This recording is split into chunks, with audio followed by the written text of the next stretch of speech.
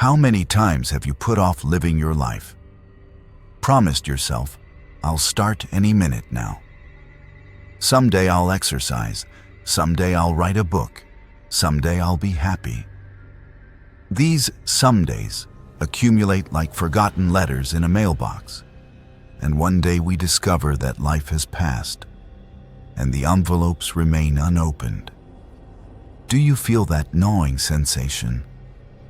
As if time is slipping through your fingers while you wait for the perfect moment that will never arrive. What if I told you there's an ancient, yet incredibly relevant tool capable of transforming this waiting into decisive action?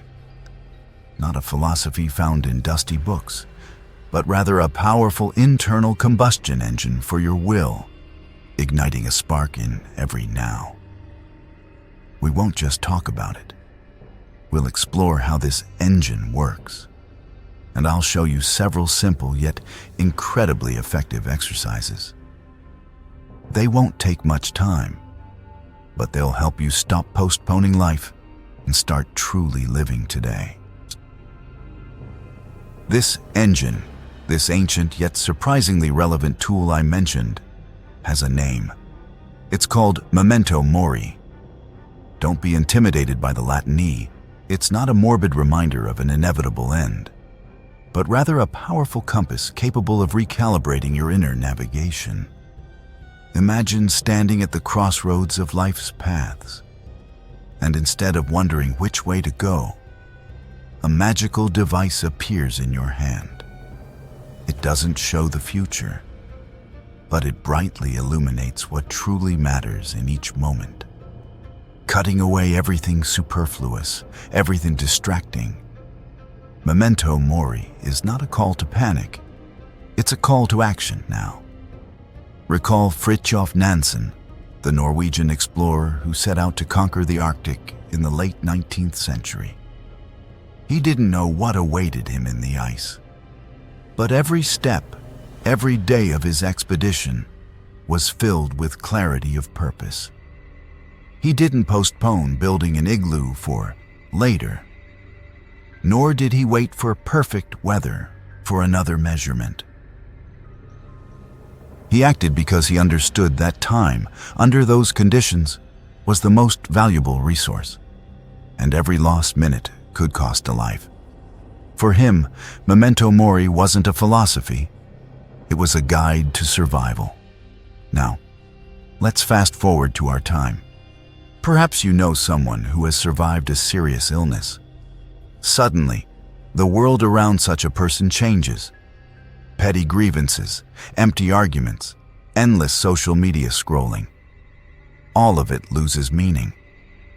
The person begins to appreciate sunsets, conversations with loved ones, their passions. This isn't magic. It's a sharp realization of finitude. Life, like a fragile vessel that suddenly shows a crack, makes you understand. If you don't start filling it with what's valuable, it will empty. So, how can you apply this? Pause. Right now. Ask yourself, if I knew I only had 3 months left, what would I do today? Would I postpone that important conversation? Would I continue to put off that project burning in my soul? Or would I finally start truly living? Answer yourself honestly. And remember, 3 months is a metaphor. None of us knows how much time we have, but each of us can choose how to use it. However, we are often paralyzed not only by the uncertainty of the future, but also by the fear of failure. We're afraid to start because we fear it won't be perfect, or that we'll look foolish. It's as if a sculptor refused to touch the clay, fearing their creation might crack or not match the ideal in their mind. Yet, it is precisely in the process of sculpting, in every touch, every attempt to correct an imperfection, that a masterpiece is born. And even if it cracks, it will be your experience, your story, not just a piece of untouched clay. Think of Michael Jordan. His name became synonymous with greatness in basketball. Yet he himself said, "I've missed more than 9,000 shots in my career. I've lost almost 300 games.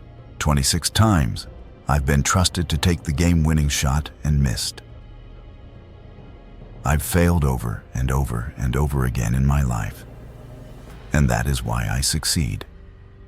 Jordan didn't fear misses. He saw them as stepping stones to mastery.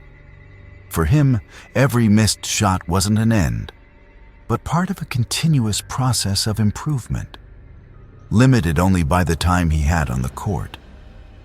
He embraced every challenge, every mistake, understanding that this was all part of the game, part of life. Or consider Aragorn from The Lord of the Rings. He didn't immediately embrace his destiny as king. He doubted, feared responsibility, and worried he wouldn't succeed. But in critical moments, when action was required, he didn't back down. He knew the stakes were high, that every choice had consequences, and that time wouldn't wait. He accepted his role with all its risks and fears, because he understood that inaction would be the worst outcome. He didn't wait for fear to subside, he acted alongside it. How can we apply this? If you're postponing something due to fear of failure, ask yourself, what's the worst that could happen if I try? And how would that worst look a year from now? 5 years from now? In most cases, you'll find that the worst isn't so terrible, and often it's just a lesson.